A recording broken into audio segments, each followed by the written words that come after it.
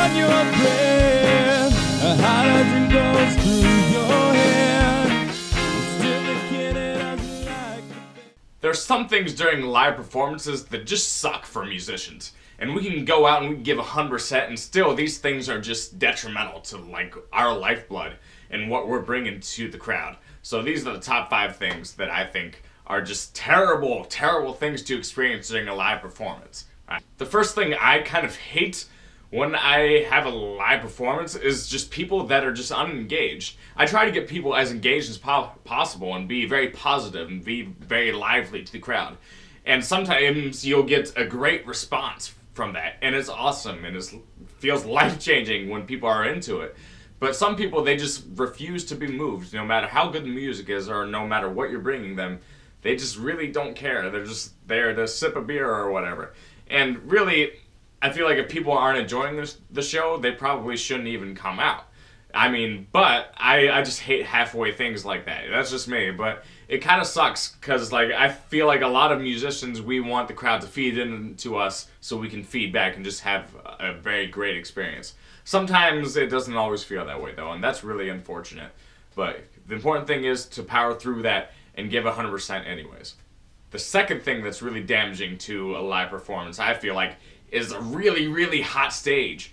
People don't understand when you're up on stage and you're moving around and you're trying to be energetic for hours at a time, like all that sweat and that heat, it takes a toll on you. And it's not like other sports. Like in sports, you definitely get tired when you're hot, but the same is true with live, high energy music.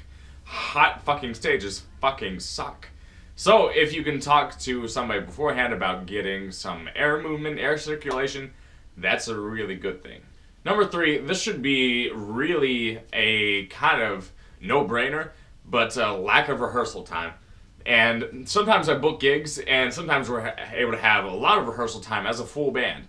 And obviously, as a musician, the only person you can be fully responsible for is yourself. You can't always fully depend on what other people are going to do.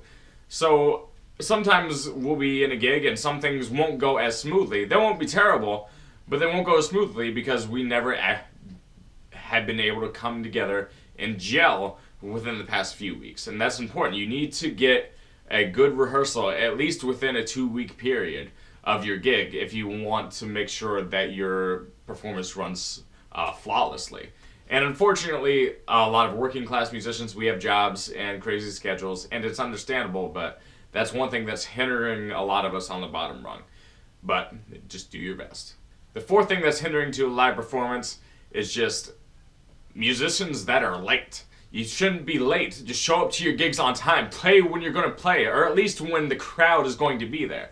Like, around here, a lot of people show up around 10 o'clock, and that's when things are kind of booming, 10 to midnight. If you're scheduled to play at 9:30, maybe you should get your sound check in already at least. Even if you're going to wait, be on time for your sound check. And the number 5 thing I have is excessive feedback that nobody's taking care of. If you have a good sound guy, your sound guy will be taking care of the feedback. If it's a small room, and small room's kind of 5.5 here, a small room can provide terrible acoustics, so you either have to choose between hearing your own vocals and having feedback, or having no feedback and not being able to hear yourself in the monitors. Now, this is just something that sucks, but within all these things you can power through and still try to make your message heard. And that's the important thing to take away from here.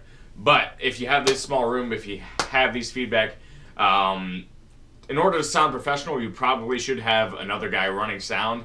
Even if he's not like a full-time sound guy, just have another guy back there that you know and trust playing with the knobs and making, or at least giving you the thumbs up that the blend is coming out very good. And that is very important.